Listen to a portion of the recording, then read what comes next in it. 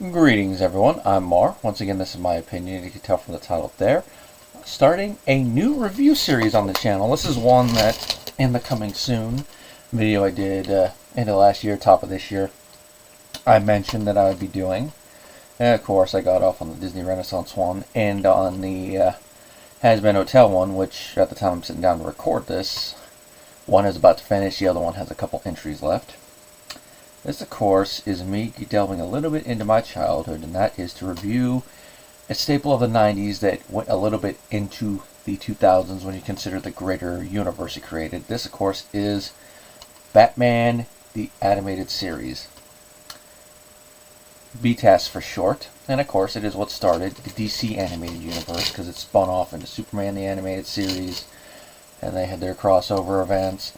And of course, Batman Begins, Justice League Unlimited, and all the other little movie stuff that popped up from that.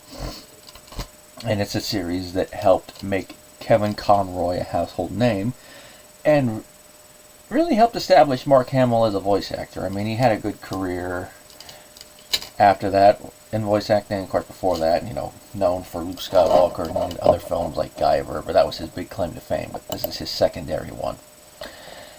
This show was developed by Bruce Timm, Paul Dini, Mitch Bryan, had Gene McCurdy in there.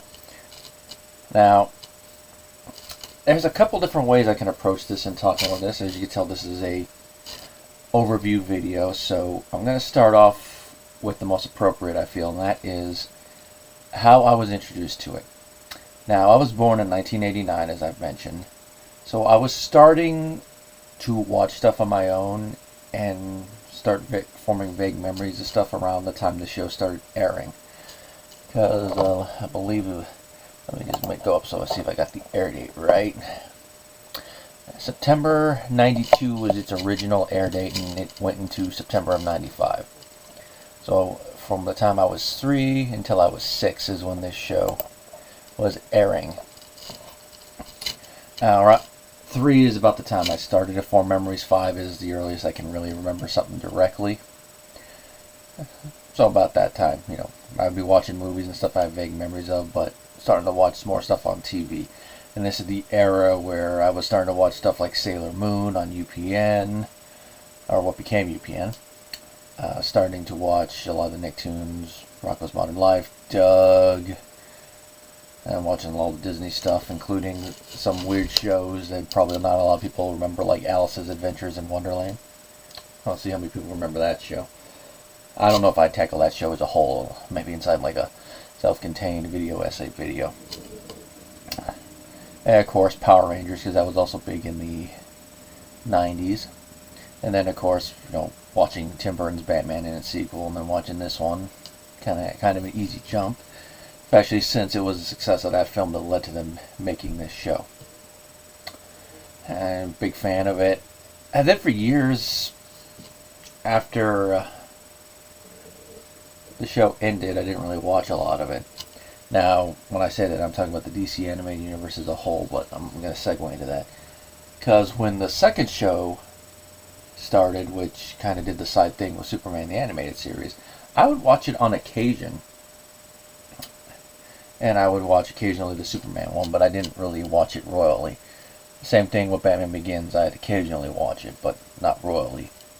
And then that also goes into Justice League, the first one. Justice League Unlimited I didn't really watch, because that was at a point where I was starting to grow out of watching stuff like this, at least for a little bit.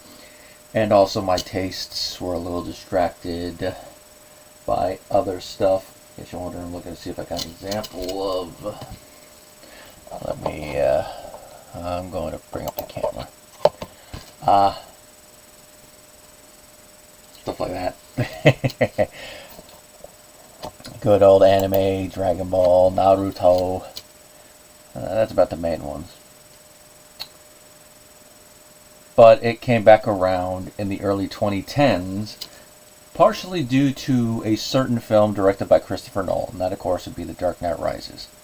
Because I know the people that hate it, I fall into the camp where I like it alright, but I feel it really was a disappointment. So I decided to go back to my first love, as it were, and watched Batman the Animated Series. Now, that was before I got this, so I just had my ripped files that I was watching, and I had vague memories of different episodes, which as I go through this, I'll talk about what episodes I really had vague memories of. And as I was going through it, I'm like, oh, that's where that one came from, that's where that one came from, that's where that one came from. And it was fun revisiting it. I got to about the end of the first part of the show, which is like the first thing, like 50, 60 episodes. Then I kind of stopped because I said I was gonna come back to it. Never did. And the last year or so, I've been thinking of doing it, but I'm like, you know, if I'm gonna do it, since Raymond's gonna be ending, a couple of the other projects I want to do are gonna be shorter term. Why don't I do a review series of it? It'd be interesting to sit down and review every episode of Batman the Animated Series. Now, I know I'm not the first one to do it, but I feel like, hey, it'd be interesting. It'd also give me something to upload every week and shorter and all that. So we'll do it. Now, Batman the Animated Series was not the first animated show that DC did. They had done like the Super Friends and other Batman animated stuff, some of them in the wake of the Adam West show. But all of them kind of had that campy edge. Oh, we got to be goofy. This is a kid's show. I mean, they talk about it a little bit in here where some of them actually worked on it. Like the one in the Super Friends episodes. I think it was Alan Burnett that brought this up where they shrink them, which is like, yeah, you're in trouble when you have to do an episode, a couple episodes in, and you have to shrink your heroes in order for them to have a threat. Well, in that episode, there's a part where they are fighting spiders that are sicked on them by Lex Luthor. Well, they tie him up and knock him off the table, and the censors are like, you gotta have a chart that shows the spiders are okay. Really? I mean, I'm all for doing some censor stuff on TV, if it's within reason, but really, you gotta show the spiders? Oh, that's some major nitpicky stuff. But should I be surprised? I mean, this is in the era where Satanic Panic ruled, and this is around a little bit before Gore and all the other senators' wives did the whole thing to go against the music industry and got shot down, should I say smacked down, by the lead singer from Twisted Sister. You're gonna burn in hell. Let's throw that in there. Now, a little bit of this push towards making everything light and funny, goofy, basically insulting the intelligence of the children. I mean, because stuff like that can be interesting, but if you're doing nothing but that, the kids are not going to like it. And, of course, with comic books and their adaptations, that came to a head when Tim Burton released his film in 1989. Now, there's some people that argue, oh, it's just an event, not really a film. And Burton has said that to an extent of himself. Some people saying that might be self-aware, but I feel that on its own, it is still a good film. I think I like the sequel better, but it is still a good film on its own, even with some of its issues. But one thing you cannot deny is that it showed that you can make a dark superhero film. And of course, around that same time, Walt Brothers Animation, in conjunction with Steven Spielberg, was making Tiny Toon Adventures. And with that being a success, the animation president, Gene McCurdy, announced that Warner wanted to develop a series based on some of its license, including Batman. And of course, some of the animators at first were like, oh, really, Batman and other Super Friends? But some of them, like Bruce Timm, Eric Radomski, among others, were like, ooh, this actually could be good. So, of course, Timm was tasked with designing Batman. Radomski designed the sets. And this is where we get that look of the series that helps with the dark, whereas normal animation was done on white paper. They decided to do it on black paper using colors, because there's a couple of reasons. One is that it mutes the colors. And this kind of ties into this, but it makes it look like you're pulling the sets and, of course, Batman himself out of the shadows instead of lighting him darkly. And, of course, then they have a lot of different influences in here. They got that noir, German Expressionism. They got that deco style from the 40s into the 50s. And they talk about that a little bit on the making of documentary here. It's a retroactive one, is that the deco style that they went with, it's not like deco in the sense that it's actually still set in the 40s and 50s, kind of like how the new Batman show is, where it's actually set in an era like that. It's more like, what if that style never went away and we went into modern day, whereas we still got that retro-esque style, but we allow for modern technology. I guess you could say it's kind of like, in a way, that the past in Fallout kind of has that 50s style. But it would have been like, okay, this is if that style continued past the 1950s. Kind of that same vibe. And of course, the team was given the green light to do a short. And this short they show in bits, and this short they eventually recreated for the intro to the show. Watching the short, you can really see that they were focused on making sure that this show was not just another run-of-the-mill Saturday morning cartoon that easily watched, easily forgotten, easily replaceable. They wanted it to be art, and of course, given that one of their light influences was the Max Fleischer Superman shorts, and how they decided to approach the animation style of the characters, you can understand that viewpoint. Of course, they were given a green light, but at this point, none of them had let it show. They didn't really have a writer thing, so they had to scramble. But they eventually got it together, and of course, they put together the series Bible, even though there's some stuff in there that they did not follow through with or change as they went along, depending on what character it was. And they designed the different characters, like they talk about designing Two-Face, like they simplified his design instead of having him be plaid and orange. You're like, yeah, plaid, we're going to simplify it because it's easier to animate, and purple plaid with orange doesn't really seem to go well, so let's do black and white. It's a little bit more interesting. And then, of course, their most famous contribution that eventually made it back into the comics when it comes to an existing character is modifying the origin of one Mr. Freeze.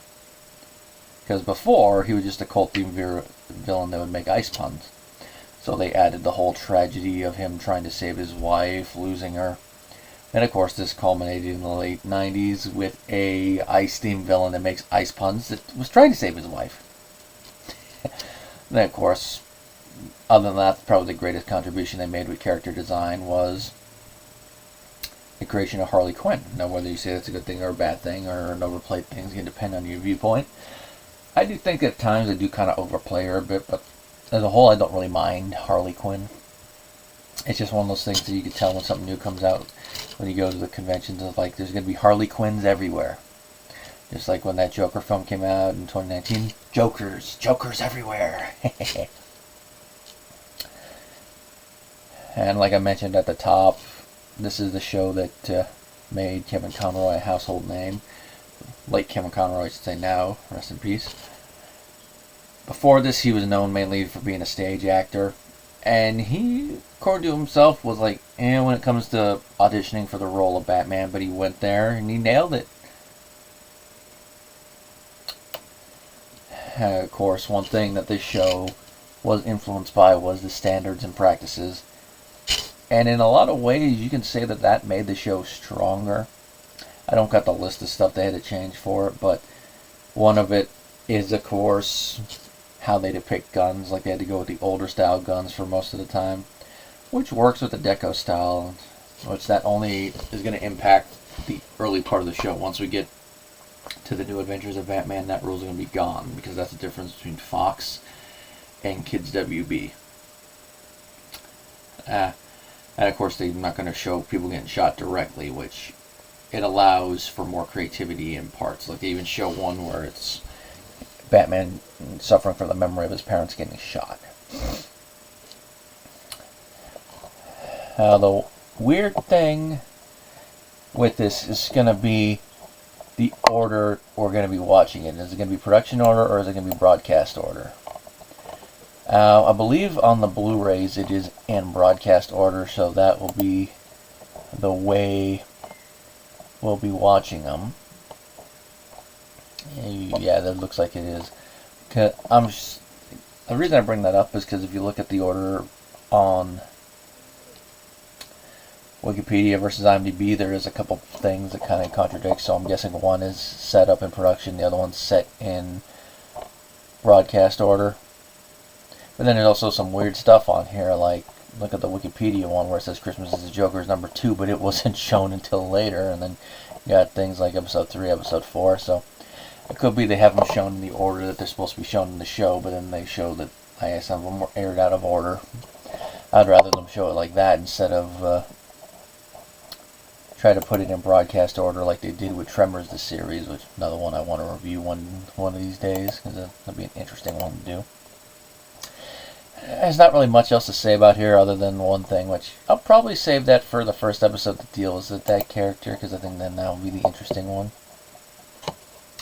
So next time we're going to get to the first episode, which we're going to get 2 Batman for our money in that one, of course. That's going to be On Leather Wings. Till then, everybody.